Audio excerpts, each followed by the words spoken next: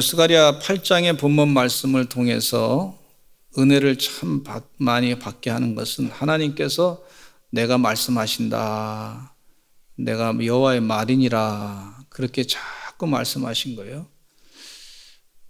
제가 제 자녀들에게 가끔 똑같은 얘기를 반복해서 얘기해요.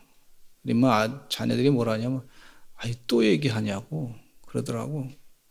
그래서 또 들어야 돼, 중요한 거니까. 그러면은 아버지가 목사님이라서 참 불편한 게 많다고 그런 얘기 하더라고. 또 얘기한다고, 또 설교한다고 그러더라고요. 그래서 우리 자녀들이 부모님께서 하시는 말씀에 대해서 또 하고 반복하니까 좀 불편하게 마음을 갖고 갖는 것 같아요. 저희 어머니께서 늘 말씀하신 것이 기도해라. 근데 그 얘기를 말이죠, 안 해도 똑같이 또 얘기하고 있어요. 기도하세요. 아니 내가 기도 안 하나 뭐 또 하는데, 하나님께서 하시는 말씀 가운데 똑같은 말씀인데 또 말씀하신 때가 있단 말이죠. 근데 오늘 이 스가랴 8장의 내용의 스가랴의 배경은 뭐냐면, 이스라엘 백성들이 바벨론 포로 생활하다가 이제 다시 예루살렘으로 이제 오게 됐어요. 이스라엘 나라로 이제 다시 회복돼 가지고 오게 됐는데, 그런 과정 가운데 하나님께서 희망의 메시지를 주시는데, 그 마음은요, 아직 이스라엘 나라가 다 망가져 가지고 그 성전 기명도 다 빼앗기고, 그리고 바벨론에게 많이 고통을 당하고 노예로 살다가, 그러니까 그 마음에 자유케 됐는데 마음에는 아직도 이 자유가 되지 못한 걸 볼 수가 있어요. 하나님께서 그것을 보시면서 스가랴 예언자에게 말씀하시는 거예요.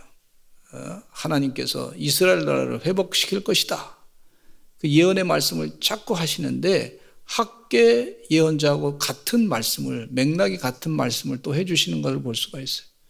그러니까 손을 놓지 말고 담대하게 믿음을 가지고 다시 이스라엘 나라를 회복시켜라, 이런 말씀을 하고 계시는데, 이스라엘 백성들이 궁금증을 하나씩 조목조목 말씀하시면서 희망이 없는 그 마음에 그 소망을 하나씩 조목조목 가르쳐 주시는 것을 볼 수가 있어요. 성령님께서 말씀하실 때는요, 두루뭉실 말씀하시는 거 아니고, 하나님께서 말씀하실 때는 대충 그냥 싸잡아서 말씀하시는 것이 아니라, 하나님께서 말씀하실 때, 성령님이 말씀하실 때는 아주 조목조목 그들의 마음 가운데 있는 이 부정적인 생각, 걱정하는 마음, 궁금증, 이런 것들에 대해서 하나씩 조목조목 말씀하시는 것을 볼 수가 있어요. 저는 우리 교회 성도님들이 삶에 힘들 때, 자신의 마음 가운데 궁금증이 있을 때, 뭐가 풀리지 않은 것이 있을 때, 하나님이 지금 조목조목 말씀하시는 것을 성경 말씀을 읽어가면서 성령의 은혜, 감동을 깨달아가면서 기도하시면서 다 그 궁금증에 대한 해답을 말씀을 통해서 받으시기를 간절히 축원합니다. 이 성경 말씀은요, 히브리서 4장 12절 말씀 가운데 보면요, 하나님 말씀은 살았고 운동력이 있어 좌우의 날선 어떤 것보다도 예리하여 혼과 영과 및 관절과 골수를 찔러 쪼개기까지 하며 또 마음의 생각과 뜻을 감찰한다 그랬어요. 하나님 말씀, 이 영혼을 수술하시는 말씀이에요. 얼마나 날카로운지 몰라요. 의사 선생님들이 수술할 때, 칼로 수술할 때 1mm 오차가 나도 아주 큰 그 피해가 있는 것을 볼 수가 있는데, 신경을 건드리라든지 혈관을 잘못 건드리라든지 이 작은 거 하나도 건드리면 참 큰 어려움이 있는 것을 볼 수가 있는데, 하나님 말씀은 아주 살았고 생명력이 있고 좌우의 날선 칼 같은 그런 날카로운 심령과 영혼과 골수를 쪼개고 남는 그런 말씀이라고 말씀해주고 있으니, 우리 영혼을 치유받으려면요, 하나님 말씀으로 영혼이 잘 수술받고 나쁜 것은 다 하나님께서 도려내시고 하나님은 우리를 온전케 하시는 그런 축복을 누려야 될 줄로 믿습니다. 하나님이 수술해 주시면 완벽한 수술이 되고 치유가 되시는 걸 볼 수가 있어요. 하나님이 수술하실 때는 그냥 치유 정도가 아니라 필요한 거 있으면 또 조직을 만들어 가지고 다 새롭게 하신단 말이죠. 그런 은혜를 누리시는, 말씀으로부터 새 힘을 얻으시는 주의 백성들 되시기를 간절히 축원합니다. 영적인 부흥의 시대를 준비하라 하시면서 하나님께서 지금 말씀하고 계세요. 코로나 시대에 지금 많은 힘든 과정을 겪고 있는데 앞으로 시대는 영적인 부흥의 시대라고 볼 수가 있습니다. 근데 이 영적인 부흥의 시대에 우리가 일상으로 돌아가게 될 텐데 그냥 일상으로 세상에 옛날처럼 살던 식으로 돌아가면 안 돼요. 하나님이 지금 우리에게 이 천벌을 내리셨어요. 지금 전염병이 이게 천벌이에요, 천벌. 하나님께서 주신 천벌이라고 생각하시고, 우리가 그동안 하나님께 지었던 죄가 무엇인지, 세상 가운데 그 전에 살았던 잘못된 생각하고 살았던, 잘못된 행동하고 살았던 거 다 내려놓고 이제 하나님의 거룩한 일상으로 살아가야 될 줄로 믿습니다. 따라서 합시다. 거룩한 일상으로 살아갑시다. 하나님이 지금 우리에게 그거 원하시고 계세요. 거룩한 일상으로, 하나님께서 원하시는 거룩한 일상생활이 있어요. 그 거룩한 일상생활로 돌아가시는, 교만한 마음을 내려놓고 그렇게 살고자 결단하시기를 바랍니다. 앞으로 더 큰 놈이 올 수도 있어요. 하나님께서 이제 질병 가운데 더 큰 놈이, 마귀가 또 역사해가지고 그런 큰 질병이 올 수도 있으니 아예 지금부터 하나님께서 원하시는 거룩한 일상생활이 뭔지를 깨닫고 그렇게 하나님을 의지하고 사시기를 간절히 축원합니다.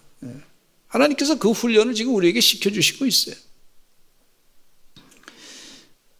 첫째, 하나님께서 말씀하시는데 오늘 8가지로 말씀하고자 하는데 그 다음에도 또 하나님이 여호와의 말씀이다 계속해서 말씀하고 계시는 걸 볼 수가 있는데 한번 같이 8가지만 말씀을 나누겠습니다. 내가 시온을 위하여 크게 질투한다 그랬어요.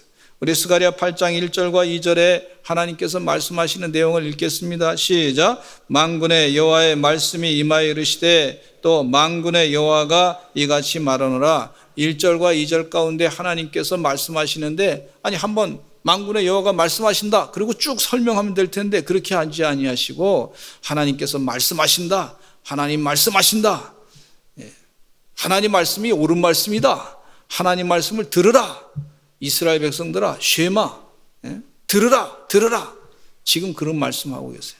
근데 하나님께서 이 부분 가운데 말씀하시기를 하나님은 질투하시는 하나님이시다 그랬어요.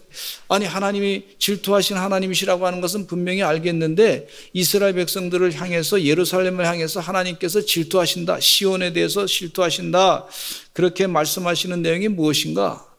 여러분, 우리가 자녀를 키울 때 다른 자녀들보다 우리 자녀가 잘 되기를 원하지 않습니까? 그래서 다른 자녀들보다 우리 자녀가 더 공부도 잘하고 열심을 다해서 인생을 기쁘게 살고 건강하게 살고 하기를 바라는 것이 부모님의 마음이란 말이죠. 그래서 다른 자녀들보다 더 잘 되기를 바라서 때로는 다른 자녀가 더 잘 되면 좀 질투하는 마음이 생긴단 말이에요. 근데 하나님은 우리에게 분명히 말씀하시기를 나는 질투하는 하나님이시다. 이스라엘 백성들이 하나님의 심판을 받아가지고 바벨론 포로 생활을 70년 하는 동안에 보니까 우상을 섬기는 이방 백성들이 이스라엘 백성들보다 더 잘 사는 거예요. 그러니까 하나님 마음 가운데 이 속상함이 있는 거예요, 속상함이. 그래서 이스라엘 백성들이 잘 사는 것이 하나님의 본래 마음이에요. 그래서 질투하는 하나님이시다 그렇게 말씀하고 계세요. 우리가 물론 다른 나라 사람들을 향해서 질투할 필요는 없습니다. 너는 악인의 형통함을 부러워하지 말라 그렇게 말씀해 주고 있어요. 오히려 행하게 치우칠 뿐이라 이렇게 말씀하시는데 하나님이 질투하시는 게 옳습니다. 질투하시는 하나님은 당신의 사랑하는 백성들이 잘 되기를 바라고 계세요. 우리 성도들이 잘 되기를 바라고 계세요. 저도 어디 나가서 보면 우리 성도들이 잘 되는 게 좋더라고. 아주 기분이 좋더라고. 우리 교회 다니는데 우리 축복을 많이 받아가지고 잘 되는 게 아주 기분이 좋더라고. 하나님도 그런 마음이신 것 같아요. 그래서 질투하신 하나님이시다. 그렇게 하나님께서 본인 자신이 그런 말씀을 하고 계신 것을 볼 수가 있어요. 우리가 질투할 이유는 없어요. 그러나 하나님께서 다 알고 계시고 하나님께서 복을 내려주시기 위해서 질투하신 하나님이시다. 그런 표현을 쓰신 것을 볼 수가 있어요. 그러니까 이스라엘 백성들이 우리가 바벨론 포로 생활 가운데 다 뺏겼는데 아무것도 없단 말이죠.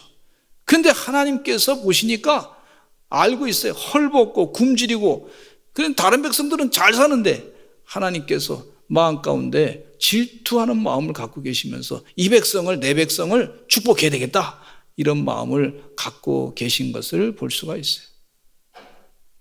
우리 부모님들이, 어떤 부모님들 보니까 아주 다른 자녀보다 우리 자녀가 잘 되기 위해서 많이 투자하시더라고. 하나님도 투자 많이 하셨어요. 어디까지 투자하셨냐면 당신의 사랑하는 아들, 외아들 예수 그리스도를 이 땅에 보내셔가지고 그 더러운 죄를 다 사해 주시기 위해서 십자가에 못 박혀 돌아가시기까지 그렇게 생명을 주시면서까지 투자하셔가지고 우리를 잘되게 하시기 위한 그런 하나님의 축복이 있다는 거예요. 그렇게 질투하신 하나님이시다, 그렇게 설명해 주고 있어요. 두 번째, 시온에 돌아와 예루살렘 가운데 거하리니. 스가랴 8장 3절 읽겠습니다. 여호와가 말씀하시는데 같이 읽겠습니다. 시작. 여호와가 이같이 말하노라. 내가 시온에 돌아와 예루살렘 가운데 거하리니 예루살렘은 진리의 성읍이라 일컫겠고 만군의 여호와의 사는 성산이라 일컫게 되리라. 하나님이 또 말씀하세요. 시온에 돌아와 예루살렘 가운데 거할 것이다, 그렇게 말씀해 주고 있어요. 하나님이 함께 하시니까 이스라엘 백성들이 다시 편안하게 살 수 있다, 그런 얘기죠. 아니, 이스라엘 백성들이 마음 가운데 궁금하게 생각하는 거예요. 아니, 바벨론 포로 때 그 바벨론 사람들이 와가지고 성을 다 회파시켰어요. 다 망가뜨렸어요. 다 무너졌어요. 그곳의 주인은 지금 짐승들밖에 없습니다. 사람이 살지 않는데 하나님이 살만한 장소인가, 이렇게 생각할 수 있단 말이죠. 그런데 하나님이 하시는 말, 그들의 궁금증을 갖고 있을 때 하나님이 내가 거기에 살겠다, 이렇게 말씀하고 계세요. 회파단 곳에 내가 살겠다, 이렇게 말씀하고 계세요. 마치 이스라엘 백성들이 40년 동안 광야 생활하는 동안에 그들이 장막을 짓고 있을 때 하나님의 구름이 그 가운데 임재하셔가지고 이스라엘 백성들과 함께 했던 걸 볼 수가 있고, 밤에는 불기둥으로 그들을 지켜주셔서 따뜻하게 하시고 낮에는 구름기둥으로 그들을 시원케 하셔서 인도하시고, 밤에 갈 길을 모를 때 불빛을 비춰가지고 그들이 갈 길을 알게 해주시고, 주변에 있는 짐승들도 다 막아주시고 말이죠. 낮에는 구름기둥으로 인도하시면서 그렇게 그 광야의 고통생활 가운데 하나님이 함께 하시고 임재하셔서 지나셨다는 것을 이스라엘 백성들이 알고 있단 말이에요. 그 하나님께서 이 시온에 돌아와 예루살렘 가운데 거하겠다, 이렇게 말씀해 주고 있어요. 조엘 오스틴 목사님께서 설교하실 때 이런 내용의 설교를 한 적이 있어요. Invite God in your suffering, 이런 말이에요. 하나님을 당신의 고통 가운데, 당신이 고통 가운데 있을 때 하나님을 초대하시오. 고통을 하나님 피하게 해주세요, 그렇게 기도하는 것이 아니라 내가 고통 중에 있는데 하나님 초대합니다, 그렇게 하나님을 초대하는 거예요. 다윗이 사울왕에게 쫓기면서 고통을 당할 때 얼마나 힘들었어요. 그런데 그 고통 가운데에도 하나님이 함께 하시니까 그 고통을 이겨냈던 걸 볼 수가 있어요. 그러면서 다윗은 여호와는 나의 목자시니 내게 부족함이 없으리로다. 그가 나를 푸른 초장에 누이시며 쉴 만한 물가로 인도하시는도다, 찬양할 수 있었던 걸 볼 수가 있어요. 하나님이 고통 가운데 있으니까 이 고통이 고통이 아니라 오히려 즐거움이 된 걸 볼 수가 있어요. 참 그 사람들 보면, 저는 놀이동산에 가니까 이해할 수 없는 게, 아이들이 말이죠, 놀이동산 타면서 저는 한 번 탔더니 정신이 없더라고. 빙글빙글 막 청룡용차인가 뭐 이렇게 타는 모노를 타는데 정신이 없는데 뭐 어지러워서 그다음부터 내가 안 타야 되겠다 생각하고 작정했는데 근데 그걸 돈 내고 타더라고요. 돈 내고. 어떤 사람 돈 내고 타 세상에. 그러면서 좋다고 소리 지르고 막 그냥 난리가 아니야. 그 무서우면서도 돈 내고 타. 예. 여러분 고통을 하나님이 함께 하시니까 안전하게 느끼니까 말이죠. 그게 즐거움이 되는 것을 볼 수가 있어요. 예. 일부러 돈 내가지고 우리 권사님 가운데 한 분이 세상에 자녀가 유럽에 여행을 갔는데 유럽에 여행 가가지고 사진을 보내왔는데 4,000m 상공에서 거기서 낙하산 타고 뛰어내렸다는 거예요. 예. 그래서 그거 보고서 놀래가지고 너무 무섭지 않느냐 막 그랬는데 돈 내고 탄 거예요. 돈 내고. 예. 근데 아유 엄마 괜찮아요 그러면서 다 잘 됐어요. 그러나 부모님 마음에는 너 또 타지 말라고 그러지 않습니까? 근데 하나님이 함께 하시니까 고통이 아니고 저도 배를 타고 갔을 때 막 배가 막 그냥 풍랑이 쳐가지고 그랬을 때 하나님이 함께 하신다 믿음이 있으니까 말이죠. 풍랑에서 올라갔다 내려갔다 롤러코스터 타듯이 재미를 느꼈던 적이 있습니다. 고통 가운데 있을 때 내가 거기서 살겠다 그랬어요. 내가 거기서 살겠다고 이스라엘 백성들에게 약속하고 계세요. 이 약속을 마음 가운데 믿으라는 거예요. 하나님께서.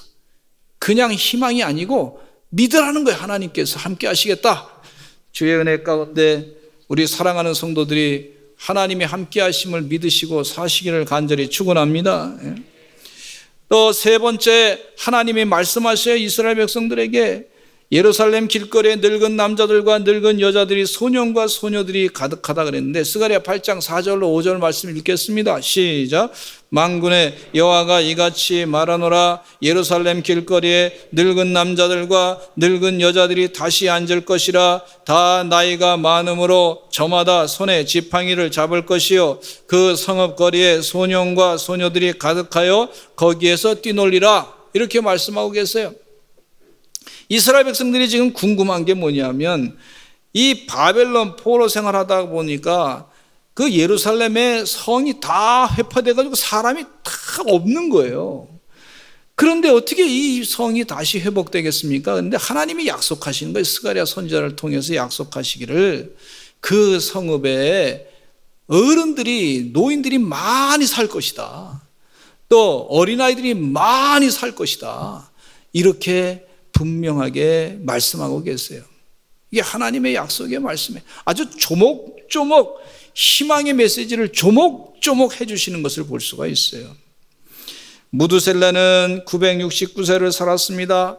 아담은 930까지 살았습니다. 하나님이 하신 거죠. 야곱의 나이는 137세까지 살았습니다. 지질학자인 이재만 선교사님께서 처음이 좋았습니다. 하나님이 하시면 그렇게 사람들이 살게 합니다. 그렇게 말씀해 주고 계세요.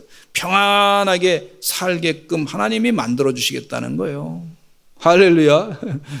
하나님께서 이 길거리에 남자들과 늙은 여자들, 소년과 소녀들이 가득하게 될 것이다.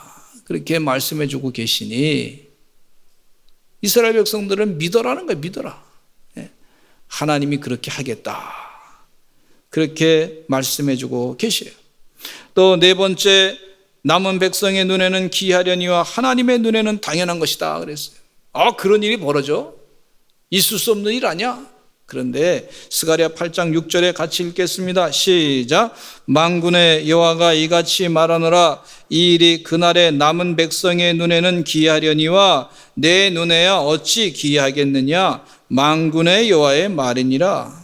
남은 백성들, 그 이스라엘 백성들이 바벨론 포로가 잡혀갔을 때 귀족들과 잘 사는 사람들, 지혜로운 사람들, 공부 많이 한 사람들 다 잡혀갔단 말이에요. 그 남은 사람들은 정말 그 이스라엘 나라의 사회에서 별로 그렇게 뭐 대단한 그 영향력을 미치지 못했던 좀 미련하고 무식하고 뭐 이런 사람들이었어요. 그냥 양만 치는 사람들이었단 말이에요. 그런 사람들을 눈에는 그런 기이한 일이 벌어지는데 그들이 볼 때는 기이한 일이지만 하나님 보실 때는 그건 기이한 일이 아니다. 하나님께서 그렇게 말씀해주고 계시는 것을 볼 수가 있어요. 기적이 상식이 되는 역사가 있습니다. 하나님의 기적은 상식이란 말이죠. 하나님이 하시는 일은 세상이 알지 못하는 거예요. 제가 10년 만에 유학 갔다가 한국에 왔는데 보니까요, 세상 그것도 벌써 한 15년, 6년 전 일이죠. 근데 광림 수도원을 그 전에 갈 때는 아주 편안하게 그냥 지도 내비도 안 켜고 그냥 가서 갈 수 있었는데, 나중에 다시 가보니까 6년 전에 가보니까 말이죠. 어떤 현상이 벌어졌냐면 세상에 거기 아파트가 얼마나 많이 들어섰는지, 또 길이 맞아요. 새로운 길도 많이 뚫려가지고요. 그래서 어딘지 분간을 못 하겠더라고요. 세상에 천지가 개벽이 됐더라고요. 하나님이 하신 거예요. 이야, 이 사람이 볼 때는 기이한 일인데 하나님은 그거 그냥 간단하게 해결하시는, 일하시는 하나님이신 줄로 믿습니다. 우리의 눈에는 놀라운 일이지만 하나님의 눈에는 당연한 일이에요. 예수님께서 눈먼 소경, 날 때부터 눈먼 소경, 그 날 때부터 눈먼 소경은요, 눈이 없어요. 눈 자체가 없는 것을 볼 수가 있는데 하나님께서 고쳐주시기를, 천지만물을 창조하시고 무에서 유를 창조하신 그 하나님께서 그에게 눈을 새로 만들어서 주신 것을 볼 수가 있어요. 아멘. 아멘. 그래서 사람의 눈에는 참 기이한 일이야. 그런데 하나님의 눈에는 그게 기이한 게 아니야. 그냥 당연히 하나님의 명령하시면 일어나는 일이에요. 그런 일어난 일을 믿으라. 이스라엘 백성들에게 바벨론 포로 이후에 그 믿음을 가지고 살라고 그렇게 하나님께서 또 스가랴 예언자를 통해서 여호와의 말이니라 그렇게 말씀해 주고 계시는 것을 볼 수가 있어요. 지식에서부터 믿음으로 가시는 그런 하나님 말씀을 믿음으로 받아들이시는 주의 백성 되시기를 간절히 축원합니다. 그러면서 다섯 번째, 내 백성을 해가 뜨는 땅과 해가 지는 땅에서부터 구원해 내겠다 그랬어요. 스가랴 8장 7절로부터 8절 말씀에 읽겠습니다. 시작. 만군의 여호와가 이같이 말하노라. 보라, 내가 내 백성을 해가 뜨는 땅과 해가 지는 땅에서부터 구원하여 내고 인도하여다가 예루살렘 가운데 거주하게 하리니 그들은 내 백성이 되고 나는 진리와 공의로 그들의 하나님이 되리라 그랬어요. 한 30년 전에 큰 운동이 일어난 것이 뭐냐면 이스라엘로 유대인들은 다 오시오 하는 그런 캠페인이 벌어졌어요. 그래서 유대인들이 그 인구가 많아져야 되니까 그런 정책을 썼어요. 세계에서 다 흩어진 백성들, 유대 백성들, 유대인이라고 하는 사람들은 다 오시오 그래가지고 그런 캠페인이 굉장히 벌어졌는데, 저도 그 캠페인을 봤는데 말이죠. 그 사람들이 소련 연방에서 특별히 살던 사람들, 핍박받던 사람들, 그 사람들이 다시 본국으로 돌아오게 될 때, 이스라엘로 돌아올 때 정착금을 주는 그런 아주 헌금을 하고 교통비, 비행기상 거기서 살 수 있게끔 하는 그런 아주 기금을 많이 모았던 것이 있었어요. 근데 이 러시아 지역에 살던 사람들, 소련 연방에서 살던 사람, 소련에서 살던 사람, 공산주의 국가에서 굉장히 고통당했던 백성들 가운데 기독교인들이 상당히 많이 있었는데 한 150만 명이 말이죠. 그걸로 이주했어요. 이스라엘 땅으로. 그동안 고통당하다가 150만 명이 그곳에 기독교인들이 가니까 어떤 현상이 일어났냐면 그 군대에서, 이스라엘 군대에서 군목이 이제 장교로 임관하게 되는데 기독교 목사님이 군목으로 장교로 임관하는 그런 일이 벌어졌어요. 이전에 유대교 율법을 공부하던 사람들이 기독교인 목사님들을 얼마나 핍박했는지 몰라요. 그 이스라엘 땅에서. 그런데 그런 일이 벌어져서 이제는 핍박하는 일이 없어졌어요. 이게 기적입니다. 할렐루야. 그러니까 전 세계에 흩어졌던 유대인들이 말이죠. 이 예루살렘으로 다시 모이게 되는 역사가 있게 된 걸 볼 수가. 이거 하나님이 하신 거예요.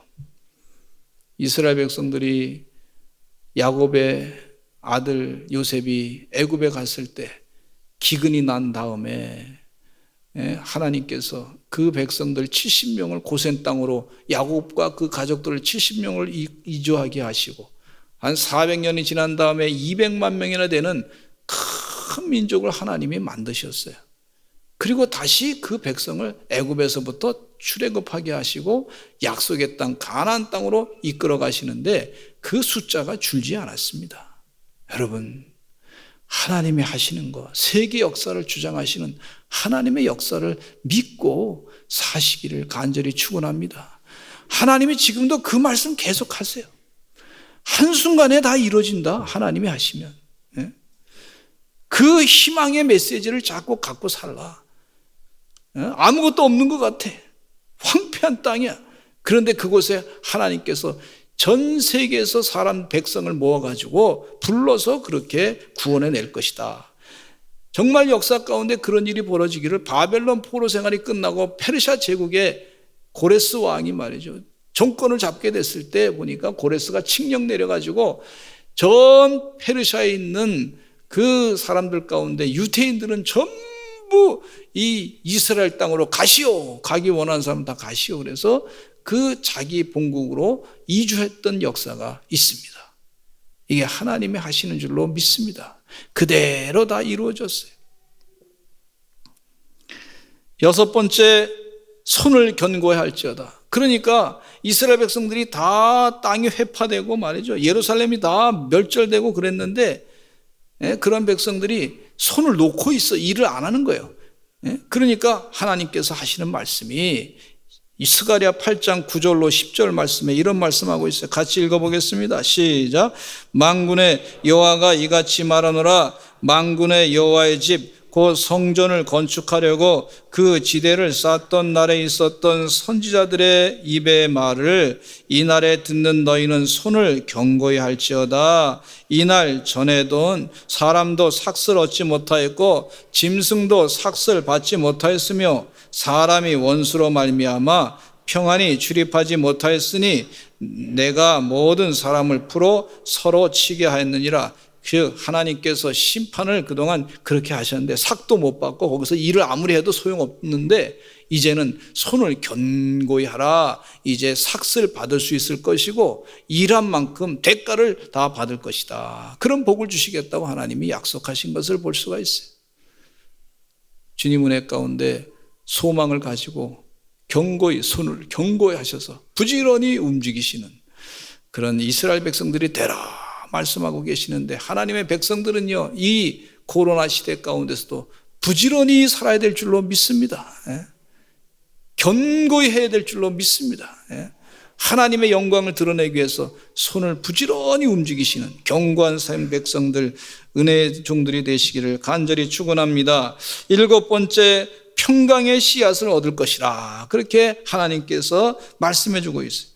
스가랴 8장 11절로 12절 말씀 또 읽겠습니다. 하나님이 또 말씀하세요. 시작. 만군의 여호와의 말씀이니라. 이제는 내가 이 남은 백성을 대하기를 옛날과 같이 아니할 것인즉 곧 평강의 씨앗을 얻을 것이라. 포도나무가 열매를 맺으며 땅이 산물을 내며 하늘은 이슬을 내리리니 내가 이 남은 백성으로 이 모든 것을 누리게 하리라. 이렇게 말씀해 주고 있어요. 이스라엘의 나라가 약소국 아닙니까? 강대국이 자꾸 침공하면 열심히 노력하고 일했던 것도 다 뺏기니까 늘 마음 가운데 약소국의 불안감이 있는 걸 볼 수가 있어요. 약소국의 불안감. 우리 대한민국도 약소국의 불안감이죠. 강대국이 계속 침공하니까 말이죠. 열심히 일했는데 한순간 와가지고 일본 사람들이 와서 다 뺏어가고 어떤 때는 중공 사람들이 중국 사람 뺏어가고 그렇단 말이죠. 그런 현상을 볼 수 있는데 그러니까 약소국의 이 서러움이 계속 있는 거예요. 나라가 백성을 지켜주지 못하니까 그런 서러움이 있으니까 마음 가운데 불안함이 있는 거예요. 일본 사람들은 또 마음 가운데 늘 지진이 나니까 말이죠. 마음 가운데 안정감이 없고 불안하다고 하는 그런 심리적으로 그런 불안감을 느끼는 거예요. 그런데 하나님께서 지금 약속의 말씀을 이스라엘 백성들에게 해주시는 것이 뭐냐면 이제 평안의 씨앗을 너에게 줄 것이다. 한번 따라서 하실까요? 평강의 씨앗을 얻을 것이라. 이 평강의 씨앗은 뭐냐면 평강의 씨앗을 심으면 평강의 나무가 되고 다시 평강의 열매가 맺혀지게 되고 그 평강의 열매가 떨어지게 돼서 또 새로운 나무가 평강의 나무가 또 자라게 되고 계속해서 연분연 평강으로 나라가 평안하게 될 것이다. 평강의 씨앗을 너에게 줄 것이다. 하나님께서 지금 이스라엘 백성들에게 약속하시는 거예요. 아주 조목조목 궁금하고 불안해하는 백성들에게 그렇게 약속하시고 또 약속하시는 것을 볼 수가 있어요. 마지막으로 은혜 베풀기를 뜻하였나니 그렇게 말씀해 주고 있는데 하나님께서 은혜를 주시겠다는 거예요.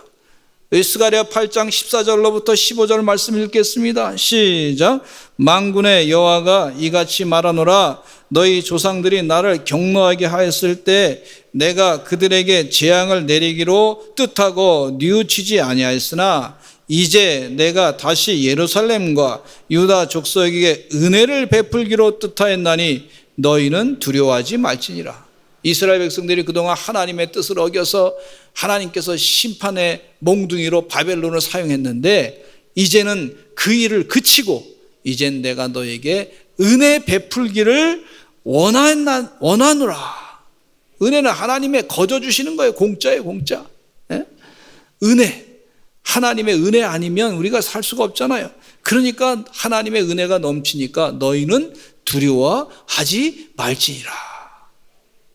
네, 사람들이 마음 가운데 불안하고 스트레스 받으면요, 거기서 하나님이 주신 복도 제대로 차지하지 못하는 걸 볼 수가 있어요. 오히려 차버리는 경우가 있어요. 스트레스 때문에. 그런데 하나님께서 지금 하시는 말씀이 예루살렘과 유다 족속에게 은혜 베풀기를 원하였나니라. 그렇게 말씀해 주고 있어요.